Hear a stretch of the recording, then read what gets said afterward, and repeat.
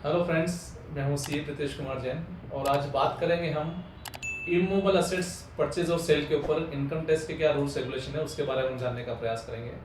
सबसे पहले तो यदि कोई भी रजिस्ट्री 30 लाख रुपए से अधिक की वैल्यू है, यानी कि उसकी डीएलसी वैल्यू 30 लाख रुपए से अधिक है, तो वो रजिस्ट्री रजिस्ट्रार द्वारा बायर और सेलर के अंदर एआईएस और टीआईएस की इन्फॉर्मेशन में शो की जाती है। यानी आप इनकम टैक्स पोर्टल पर जाओगे, वो रजिस्ट्री आपकी 30 लाख से ऊपर की वहां पर आपकी रिफ्लेक्ट होगी। तो ये आपको एक विशेष सावधानी रखनी होती है कि 30 लाख से ऊपर जितनी भी रजिस्ट्री होती है वो आपकी इनकम टैक्स डिपार्टमेंट उसको वहां पर ट्रेस करता है। उस अकॉर्डिंग आप वहां पर आपका टैक्स प्लान आप वहां पर कर सकते हैं। दूसरा, यदि कोई आप प्रॉपर्टी परचेस कर रहे हैं, मूवेबल असेट्स परचेस कर रहे हैं और 50 लाख रुपए से उसकी वैल्यू ज्यादा है, 50 लाख रुपए से उसकी वैल्यू ज्यादा है, तो बायर को 1% टीडीएस सेलर का काटना होता है और रिमेनिंग पेमेंट वहां पर सेलर को करना मैंडेटरी है। तो ये भी अपने को वहां पर प्रोविजन में ध्यान में रखना पड़ेगा। तो 50 लाख से ऊपर की वैल्यू ज्यादा होते ही 1% का टीडीएस बायर को डिडक्ट करना होगा, न कि सेलर को। ये एक विशेष अपने को ध्यान रखना पड़ता है। तीसरा, कि क्या इमूवेबल असेट्स कैश में परचेज कर सकते हैं क्या?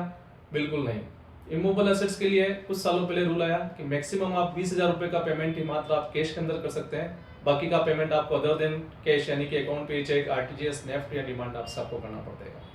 कुछ लोग कहते हैं कि साहब मैंने तो पूरी कैश में रजिस्ट्री करा दी, रजिस्ट्रार ने तो हमसे नहीं पूछा कि आपने कैश में क्यों परचेज किया है, कैश में क्यों सेल किया है। तो रजिस्ट्रार का काम होता है सिर्फ ये पूछना कि आपको पैसा मिला या नहीं मिला। रजिस्ट्रार का काम ये नहीं होता है कि वो चेक करे कि आपने कैश में रजिस्ट्री की है या अकाउंट पे चेक से किया, आरटीजीएस से किया, नेफ्ट से किया। तो आप विशेष ध्यान रखें, कोई भी मूवेबल असेट्स 20,000 रुपए मैक्सिमम लिमिट है, उससे ज्यादा आप कैश का पेमेंट वहां पर नहीं कर सकते हैं। इनकम टैक्स की धारा 269 एसएस वहां पर लगती है, आपको 100% पेनल्टी वहां पर आपकी लग सकती है। और कुछ क्वेश्चन हमारे पास ऐसे आते हैं कि क्या डीएलसी वैल्यू से हम कम की रजिस्ट्री करा सकते हैं?